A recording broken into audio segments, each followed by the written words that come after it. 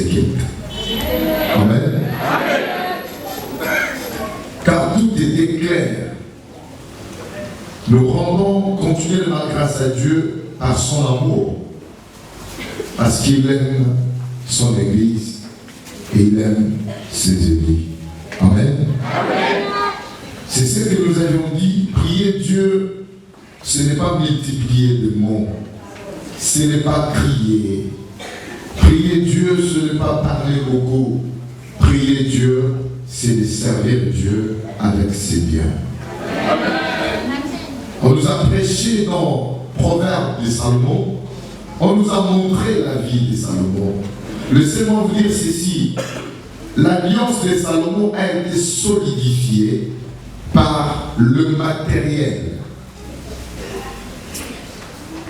Ce qui a rendu Salomon si puissant en sagesse, en intelligence, en richesse, c'était le matériel. Parce que Salomon, bien que la promesse soit donnée à Dieu par son père David, disant, il te naîtra un fils qui sera un homme de repos, et ce serait lui qui bâtira une maison en mon nom. Salomon sera son nom. Je donnerai de la paix et de la tranquillité pendant son séjour. Le fils est né. Il a fallu que la promesse se réalise. Maman, papa, vous avez toujours eu du mal à vivre pleinement la réalisation de la promesse dans votre vie parce que vous attendez que la promesse se réalise sans pourtant que vous fassiez quelque chose. Puisque vous avez été promis, la promesse vous a été faite, vous croisez les bras pour attendre la réalisation de la promesse. Beaucoup ont échoué. Beaucoup n'ont pas réalisé la promesse au point où ils ont décidé de dire que Dieu est un menteur. Dieu n'est pas menteur. Il n'est pas fils de l'homme pour mentir, ni pour se repentir. Lorsqu'il promet, il le réalise. Amen. Il a promis à Sarah, le fils, bien que l'âge ne soit passé, elle avait déjà atteint l'âge de 90 ans. Mais la promesse de l'Éternel devrait se réaliser, car il est écrit dans la Bible, la parole qu'il a née de la parole de Dieu qui sort ne revient pas sans pourtant avoir né. La parole que Dieu a adressée sous forme de la promesse, cette parole ne peut pas retourner à Dieu sans que cela ne se réalise. Il viendra lui-même Dieu dans la physionomie de Melchisédek. C'est-à-dire que Dieu a revêtu le corps de l'homme pour venir dire, enseigner. On le livre l'Épître aux Hébreux. Écoutez, l'Épître aux Hébreux, c'est un livre mystérieux qui jusqu'aujourd'hui le terme n'est pas connu. Et il y en a certains qui ont attribué à les dire à Paul. Mais Paul ne parle l'écrivain des Épîtres aux Hébreux. Toutes les épîtres de Paul, c'est bien mentionné, l'épître de Paul à Corinthe, l'épître de Paul aux Galates, l'épître de Paul aux Colossiens. Mais quant aux Hébreux, c'est écrit épître aux Hébreux, simplement, sans indiquer le nom de l'auteur. Et là, dans cette épître, vous verrez, on parle d'un certain nombre, soi-disant en écrit, un nombre qu'on appelait Melchisédek. Mais lorsqu'on a décrit cet homme, en décrivant cet homme, on nous dit que c'est un homme de paix, roi de Salem, un sacrificateur à perpétuité, l'homme qui n'a ni commencement de jour, ni commencement de jour, ni fin de vie. Il n'a ni père, ni mère, ni généalogie. Lorsque nous regardons cette description, il ressemble à quel type d'homme? Est-ce qu'en réalité c'est un homme? Melchisédek, roi de Salem. On l'appelle roi de Salem. Ça veut donc dire que le roi des paix. Qui est le roi des paix? Ce Dieu, bien évidemment. Mais l'homme qui n'avait pas le commencement des jours et qui n'avait pas la fin de vie, ça veut donc dire que sa naissance n'est pas connue et la mort non plus. Qui est son généalogie? Qui n'a ni père ni mère? Est-ce qu'il y a un homme comme ça dans ce monde? Un extraterrestre, bien sûr. C'était la présence de Dieu. C'est lui qui a écrit l'épître aux Hébreux. Parmi les 4 livres mystérieux dont nous avons dans la Bible, l'épître aux Hébreux en fait partie. Nous en avons 21 épîtres. Mais Paul n'a écrit que 19, si j'ai une bonne mémoire. Et parmi lesquels nous voyons l'épître aux Hébreux. Maintenant, Hébreu, qu'est-ce qu'il dit? C'est une prophétie. C'est quoi la prophétie? La promesse. Mais cette promesse se matérialise. On dit la promesse physique de l'Éternel, c'est la prophétie ou le prophète. Car l'esprit des prophètes sont soumis aux prophètes. Si Dieu ne t'établit pas prophète, cet esprit des prophètes ne doit pas te soumettre ou se soumettre en toi. Mais lorsque cette parole de la prophétie est sortie d'un prophète, est une promesse dont le temps est fixé. Si elle tarde, attends-la. Et comment peut-on attendre l'accomplissement de la promesse ou de la prophétie dans notre vie? Ce n'est pas en croisant les bras. Car si Salomon avait croisé les bras, il n'aurait pas vu l'accomplissement de la prophétie. N'est-ce pas? Et pourtant, c'est Dieu directement qui a donné la promesse à David. Il pénétra un fils, puisque David, ayant de soi l'intention de bâtir à l'Éternel une maison, alors le maître de David était souillé de sang, ce qui ne lui permettait pas de construire ou de bâtir une maison au nom de l'Éternel. Cette maison devait être bâtie par celui qui n'a pas combattu. Alors l'Éternel avait promis la succession de David à Salomon, et il a éloigné la guerre autour de lui. Salomon a vécu dans la paix, dans la tranquillité. Mais pour que sa promesse se réalise, enfin qu'il ait ce qu'il avait dit, ce qu'il avait obtenu, vous savez ce qu'il avait fait? Il a offert à Dieu sur l'autel 1000 holocaustes. Écoutez bien, il a posé un geste qui n'avait jamais existé depuis que le monde existe. Depuis que le monde a été créé, aucun homme n'avait offert à Dieu 1000 holocaustes sur l'autel. Salomon a résolu dans son cœur de poser un geste fort qui doit résonner et qui doit interpeller Dieu instantanément. Il a posé un geste que personne n'avait fait. Depuis que les gens adoraient Dieu, les gens offraient sur l'autel des sacrifices, mais personne n'avait résolu de le faire en 1000 holocaustes. Lorsqu'il en a fait à Gabaon, dans la nuit, le même jour, l'Éternel a donné un profond sommeil pour discuter avec lui. Et comprenez que Dieu parle à ses enfants pendant qu'ils s'endorment, n'est-ce pas? Et il a donné un profond sommeil à Salomon. Il viendra dans la nuit dire à Salomon, Salomon, demande-moi ce que je te lève pour ce geste aussi remarquant qui a marqué le cœur de Dieu.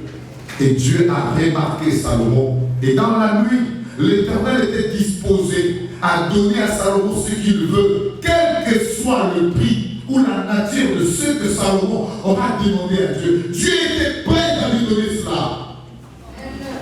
Mais dans sa surprise et dans son étonnement, Salomon est un être humain qui aura besoin ou qui peut avoir besoin de la richesse matérielle, du bien de ce monde. Mais Salomon était inquiet, si jeune qu'il était, il n'acceptait pas de diriger le peuple de Dieu dans l'injustice, de peur qu'il ne soit coupable de la part de Dieu. Amen.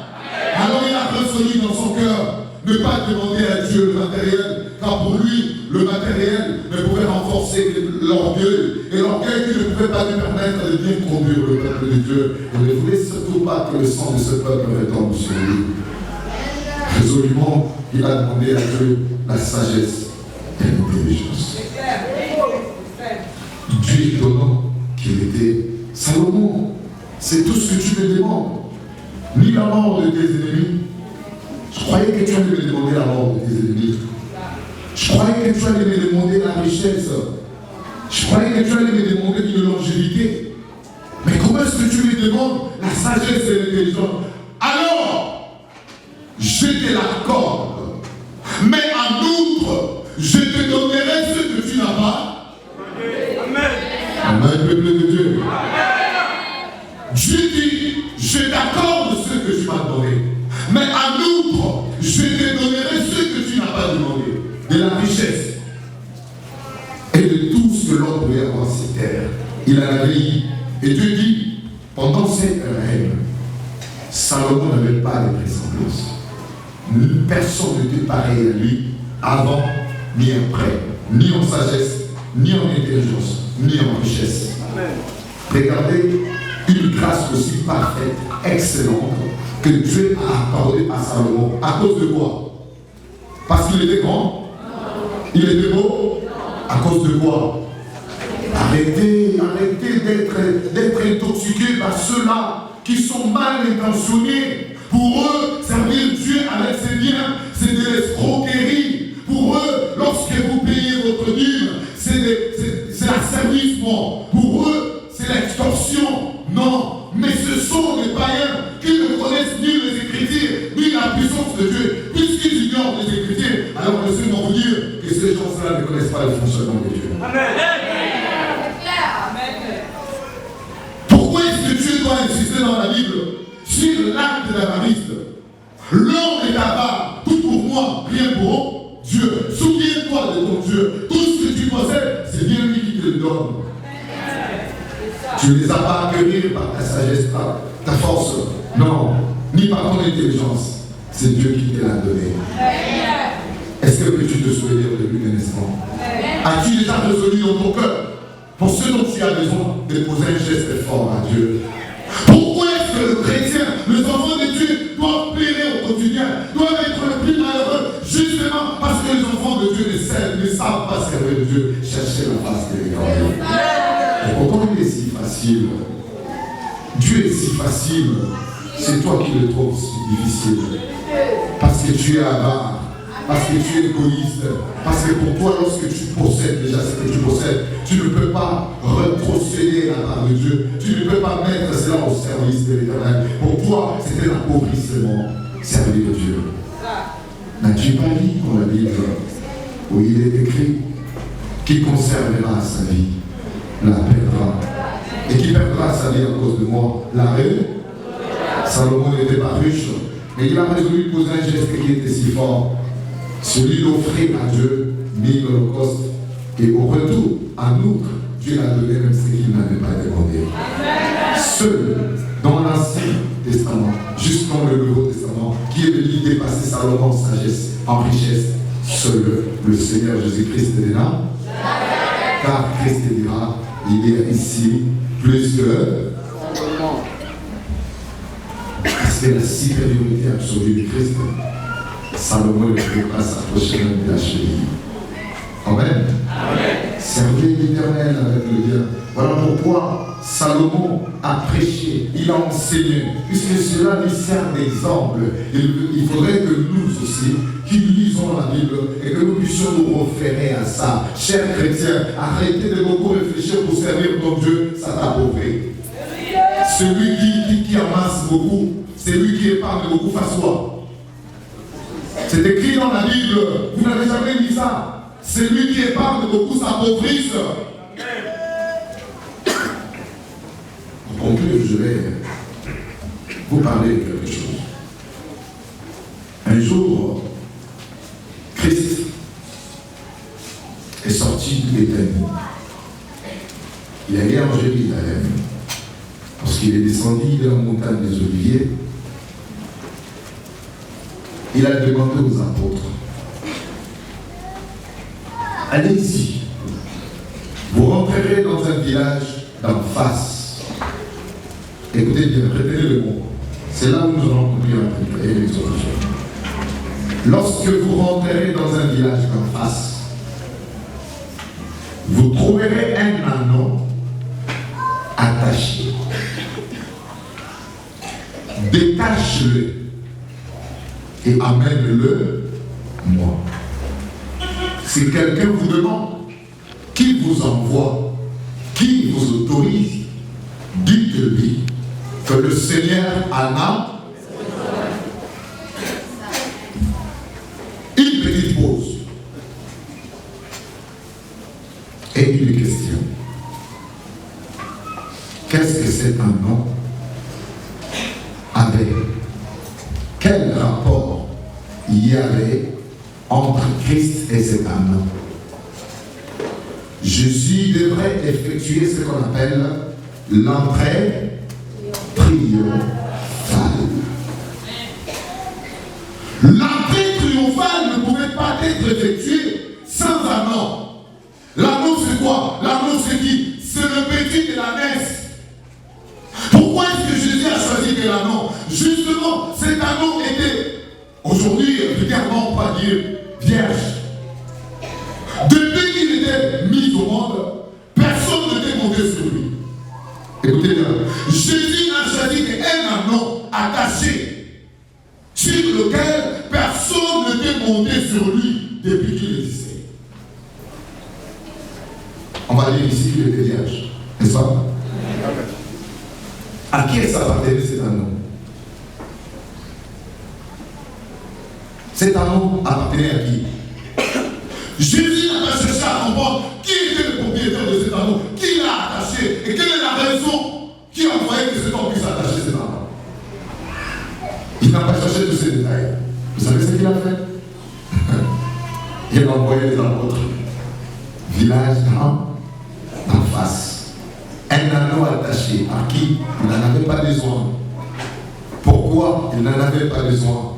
Mais vous, allez-y simplement, détache cet anneau et amène-le-moi. Mais si quelqu'un vous demande, il savait que quelqu'un aurait forcément demandé à ces gens-là qui vous envoie, où vous l'amenez, pourquoi vous l'amenez. N'est-ce pas? Amen. Le jeune maître a démarré. Les apôtres sont partis. Ils étaient à combien? Il les a envoyés à combien? À 2. Pourquoi pas 3? À 2 simplement. Parce qu'il a fallu que Christ puisse effectuer cette entrée triomphale. Pourquoi? La maison de l'Éternel, il y a quelque chose de grand qui devrait se produire. Bien que les gens étaient mal intentionnés, ils se préparaient comment détruire Jésus, comment le tuer. Mais l'entrée de Jésus devrait être effectuée. Car dans le temple, il y avait déjà les vendeurs de pigeons et les changeurs de monnaie qui ont envahi le temple. Lorsqu'ils ont transformé la maison de Dieu pour une caverne de voleurs, la guérison avait disparu. La guérison, la bénédiction ont disparu dans la maison de Dieu. Écoutez, ceux qui venaient, le malade qui venait mourir dans le temple. Il y en a d'autres, les escrocs qui étaient restés là, ils ne pouvaient pas marcher. Les enfants étaient là, il y avait plus de louanges. Il devrait-il y avoir la louange pour la guérison des gens. Et Christ a constaté de loin que cette maison était transformée en caverne de voleurs. Cette maison qui était destinée pour la prière s'est transformée en caverne de voleurs. Pourquoi? Parce que l'usage de la maison de Dieu avait complètement changé. Mais pour que Christ aille réparer cela, pour que la guérison, la bénédiction règne à nouveau dans le temps, en risquant sa vie, il devrait être sur un anneau. Mais cet anneau ne lui appartenait pas. Et il ne l'a pas acheté. Il n'a pas non plus demandé la permission de cet anneau, mais il a simplement envoyé 2 apôtres en leur disant, allez-y me détacher cet anneau. Ils sont partis, ils l'ont détaché. Le propriétaire a demandé à ces gens-là, où vous l'amenez? Et les apôtres ont dit, c'est le Seigneur qui le veut. C'est le Seigneur qui a besoin de lui. Et le propriétaire n'a plus discuté, il n'a plus ajouté un mot. Papa, quelqu'un vient de détacher ton anneau que tu as attaché, ton mouton que tu as attaché, ta chèvre que tu as attachée, sans te demander la permission préalable. Il vient, il détache et il prend la direction avec cette bête, sans que vous ayez donné votre accord. Comment réagissez-vous? Amen. Amen. Comment on peut qualifier cet acte? Du vol. Lorsque vous prenez la chose de quelqu'un sans consentement. Mais pourquoi est-ce que Jésus n'a pas envoyé les apôtres? Oui, la procédure était bonne, mais pourquoi est-ce qu'il n'a pas respecté jusqu'à la fin de cette procédure en disant aux apôtres, allez-y demander à qui appartenait cet anneau et demandez-lui que le Seigneur veut que je lui prenne ton anneau pour un temps. Il aurait pu faire ça. Mais pourquoi il ne l'a pas fait? Il ne l'a pas fait parce que c'était un langage spirituel.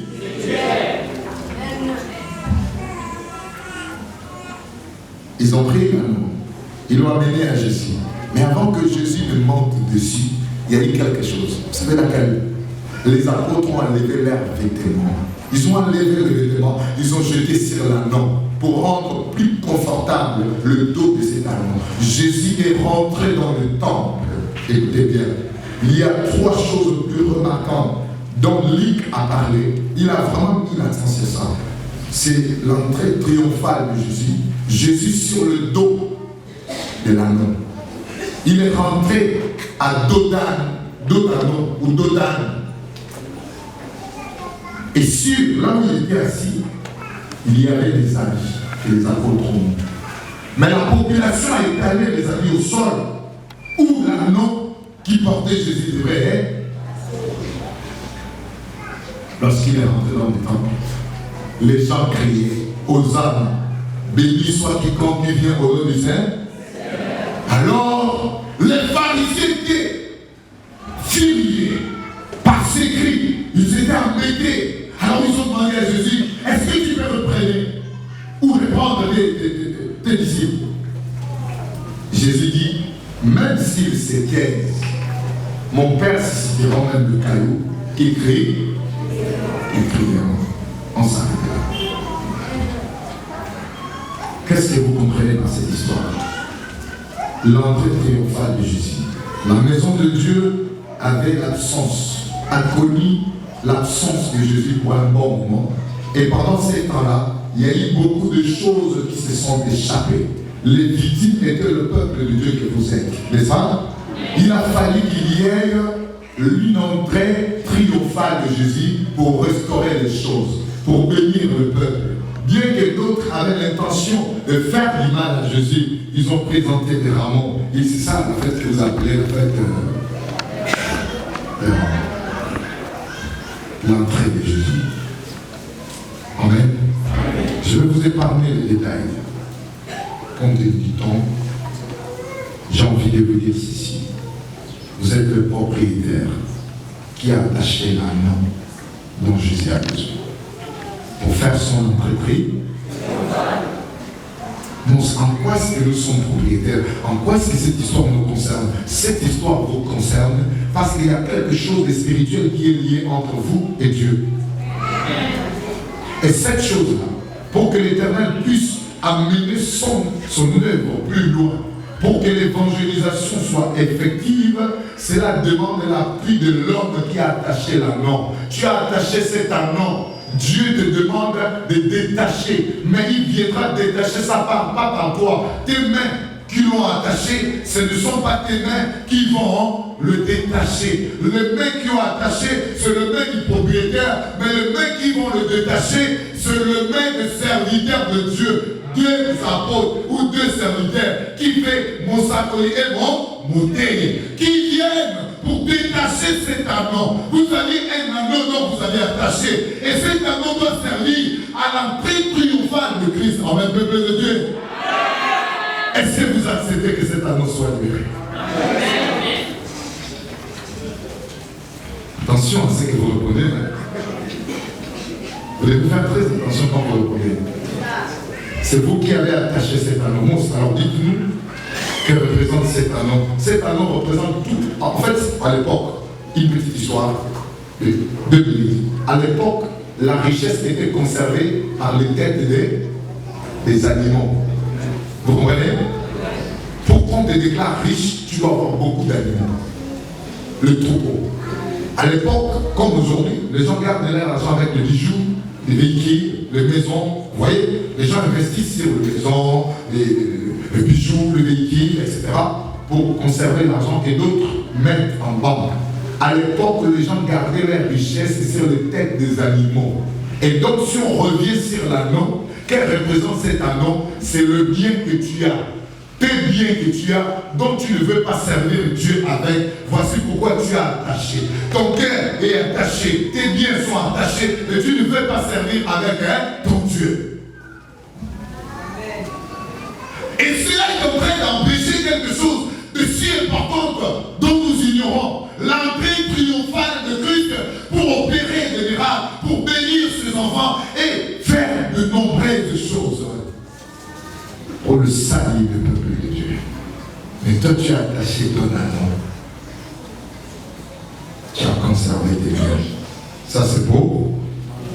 Même quand tu entends dans la maison de l'Éternel, on parle des travaux, on parle de l'arrivée du prophète, tout ce que tu trouves à dire, c'est que je n'en ai, mais tu en as quelque part caché.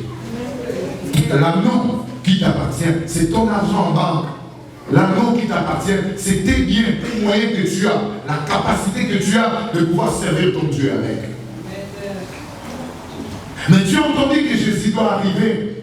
Et aujourd'hui, nous parlons de Jésus sous une autre forme, de la seconde venue et non de la première, n'est-ce pas? Nous parlons de Jésus. Jésus, à la première venue, c'est l'agneau immolé. À la seconde venue, c'est l'agneau comme immolé. Alors, cet agneau comme immolé doit effectuer ce qu'on appelle l'entrée triomphale. Mais cela est conditionné par le bien dont tu as bloqué. Voici pourquoi on doit faire des cotisations pour l'arrivée du prophète. Mais le prophète a demandé aux apôtres, Monsakoli Moté, même si nous sommes à 1000, il y a toujours Monsakoli, on peut avoir 500 Massakolis, 500 bâtés, donc tous les Massakolis sont en un, tous les bâtés aussi sont en un, et ensuite nous formons tous le corps de Christ. Vous êtes le corps de Christ et vous êtes ses membres, chacun pour sa part. Et Dieu a établi dans l'église première, on a les apôtres, le prophète, le docteur, les évangélistes, etc. Le Monsakoli et le Moté sont venus pour détacher l'anneau. Par comment? Par la prédication et par l'exhortation. Lorsque cela frappe dans tes oreilles, comme cela est écrit dans la Bible, quand vous entendez sa voix, n'endurcissez pas. Ça veut dire que laissez partir l'anneau, car l'anneau est déjà détaché par la parole de Dieu, par le message dont tu as écouté. Et ce message a pénétré ta vie et ton âme également. Es-tu convaincu qu'as-tu résolu? Après être convaincu, quelle est la résolution que tu as prise? Tu continues à attacher l'anneau. Laissez-moi, mon anneau ne va pas partir. Il va rester avec moi. Mais le propriétaire avait simplement demandé où vous l'amenez. Et ils ont répondu, le Seigneur en a besoin. Et il s'est tué, il n'a plus rien dit. Et les apôtres ont amené cet anneau jusqu'auprès de Jésus. Jésus a vu l'anneau, mais les serviteurs de Dieu ont pris leurs vêtements. Ils ont mis sur l'anneau et Jésus s'est assis dessus. Les serviteurs de Dieu doivent enlever leur pouvoir pour que le maître soit assis sur ce pouvoir. Amen. Amen. Le pouvoir, le vêtement que Dieu nous a vêtis. Car il m'a revêti le vêtement du salut. Il m'a couvert, il m'a donné. Je me réjouirai à l'Éternel, mon âme sera ravie dans les pères, mon Dieu.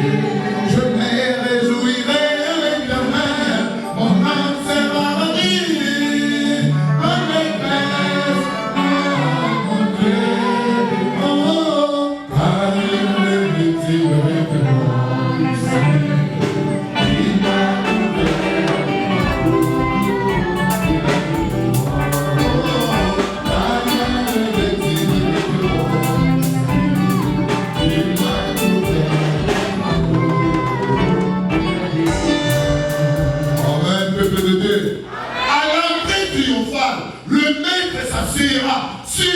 le vêtement du salut et le manteau de la délivrance des serviteurs. Ça veut simplement dire le pouvoir qu'il a incarné auprès de ses serviteurs. Lorsque lui-même sera là, aucun de nous n'aura quoi que ce soit à faire. Car il s'assiera sur ces vêtements. Mais ces vêtements seront posés sur l'anneau que vous avez accepté que Jésus soit monté dessus. Amen. La question est celle-ci pour tout le groupe. Vous laissez partir votre anneau ou vous continuez à l'attacher? Est-ce que ce message a pu détacher cet anneau? Amen. Est-ce que ce message a pu détacher cet anneau qui est le vôtre d'ailleurs? Si l'anneau est détaché, acceptez-vous de laisser partir cet anneau pour que Jésus monte dessus afin d'effectuer son entrée triomphale? Que les gens guérissent, les malades guérissent, les boîtes marchent, l'infirmité doit être réparée.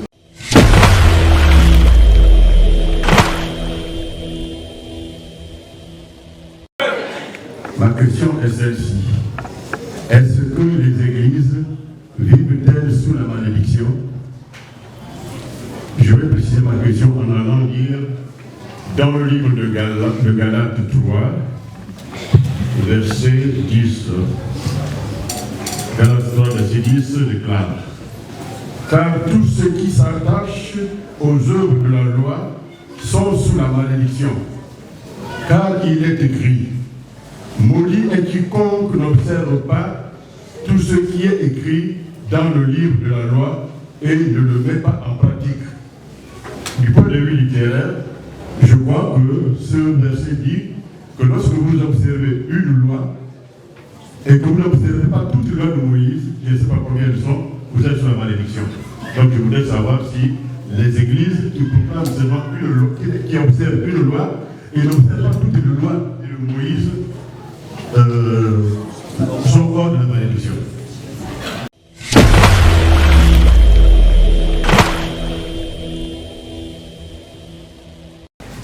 Galates chapitre 3, verset 10. Lisons la parole de Dieu au nom puissant de notre Seigneur Jésus-Christ de Nazareth. Amen.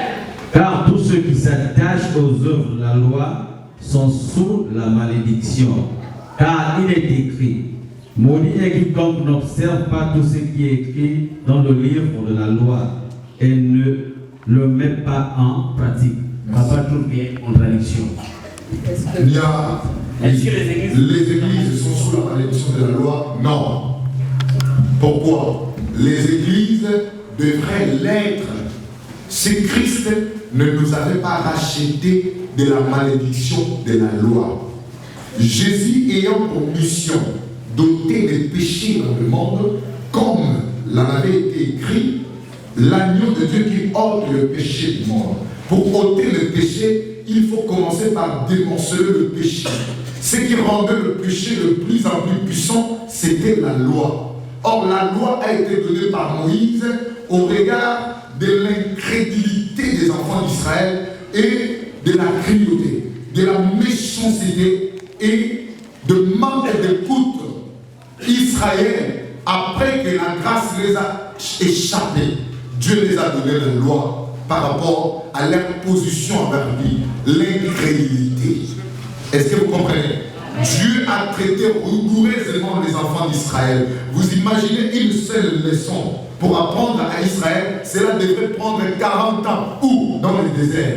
Là où il n'y avait rien, il y avait le fourreau, il y avait beaucoup de choses qui embêtaient et qui ne pouvaient pas permettre à Israël de vivre dans la paix. Dieu pour apprendre l'humilité, parce qu'Israël ne connaissait pas, Israël n'avait pas la notion de l'humilité. Israël confondait l'humilité avec l'humiliation. Alors, Israël s'enorgueillissait. Israël ne savait pas s'humilier. Dieu, pour les apprendre l'humilité, il les a emmenés dans le désert pendant 40 ans. C'était être trop dur envers eux, n'est-ce pas? Il pouvait leur apprendre ça même temps en Égypte, il y a 40 ans. Pourquoi le désert? Et puis pourquoi est-ce que cela doit prendre 40 ans? C'était à cause de l'incrédulité et de l'endurcissement du cœur des enfants d'Israël. Est-ce que vous comprenez? Dieu les a donné la loi. Jésus-Christ est venu, on l'a tendu un piège en disant, est-ce qu'il était venu à abolir la loi de Moïse? Puisque Moïse était envoyé par Dieu, Jésus ne pouvait pas répondre à ces gens-là qu'il était venu abolir la loi. Sinon, on allait le prendre pour quelqu'un qui venait contredire Moïse. Puisque lui et Moïse étaient envoyés par le même Dieu, qu'est-ce qu'il a fait? Il dit qu'il n'est pas venu abolir la loi, mais il est venu accomplir. C'était un langage spirituel. Mais si la loi n'a pas été abolie, le péché ne serait pas racheté ou ôté. Parce que ce qui rend le péché plus puissant, c'est la loi. N'est-ce pas? Papa, là où vous êtes assis, vous n'avez pas l'intention de regarder derrière. J'aime prendre cet exemple, puisqu'il est simple, n'est-ce pas? Vous n'avez pas l'intention de regarder derrière. Mais si tout de suite je vous dis, papa, ne regardez plus derrière, vous aurez besoin de regarder derrière pour savoir pourquoi est-ce que je vous ai interdit ça, n'est-ce pas? Lorsqu'on interdit, lorsqu'on pose la loi, le péché devient de plus en plus puissant. Car l'homme fait que ce qu'on interdit de faire. N'est-ce pas? Alors la loi a été donnée par Moïse, la vérité et la grâce sont venues par qui? Par Christ. Alors qu'est-ce que Jésus fait? Il nous a rachetés de la malédiction de la loi. Je vais prendre la Bible. Nous lisons maintenant le verset 13.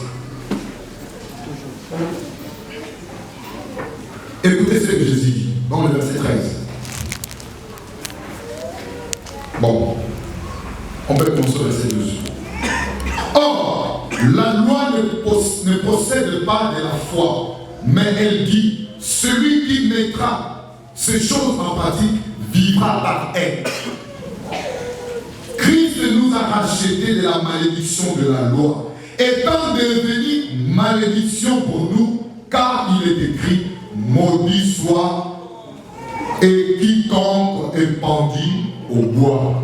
Christ nous a rachetés de la malédiction de la loi. Pourquoi? Parce qu'il avait amené les éléments qui devraient remplacer la loi. C'est lesquels? C'est la grâce et la vérité. Jean chapitre 1, verset 17. À partir du verset 16. Vous pouvez lire autour à la maison. Jean chapitre 1, verset 16 à 17. Et nous avons tous reçu de sa plénitude et grâce pour grâce.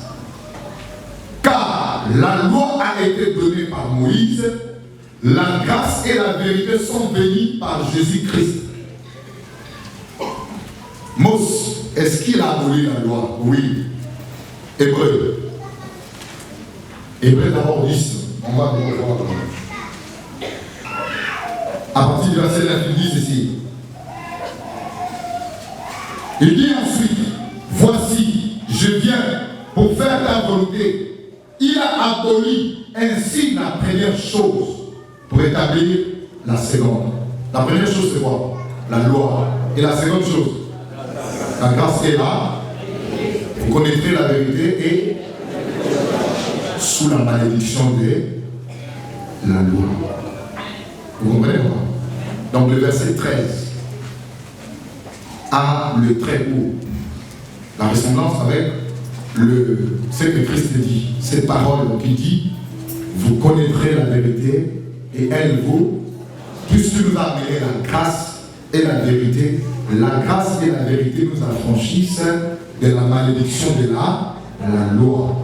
La loi que nous avions maintenant, c'est la loi de Dieu qui est spirituelle. Mais nous avions obtenu la grâce et la vérité pour que nous ne puissions plus rester sous la domination du péché. Est-ce que vous avez compris? Christ, ayant pour mission d'ôter le péché, il devrait commencer par abolir l'élément qui rendait le péché puissant, pour rendre le péché impuissant ou inefficace, afin d'ôter ça complètement. C'est comme quelqu'un qui veut couper un arbre. Ce qui fait de cet arbre grand et fort, c'est ses racines et ses branches, n'est-ce pas? Il va commencer d'abord par couper des branches et des racines, après il pourra faire tomber l'arbre facilement, n'est-ce pas? Voilà. Donc le péché, la loi rendait le péché de plus en plus puissant. Il a fallu que Christ puisse abolir la loi de Moïse et la remplacer par la grâce et la vérité, afin que le péché devienne inefficace. Et il nous a rachetés de la malédiction de la loi, lui-même en se faisant malédiction sur la croix. Donc la mort de Jésus et son sang est venu effacer cette malédiction de la loi. Papa, vous avez compris?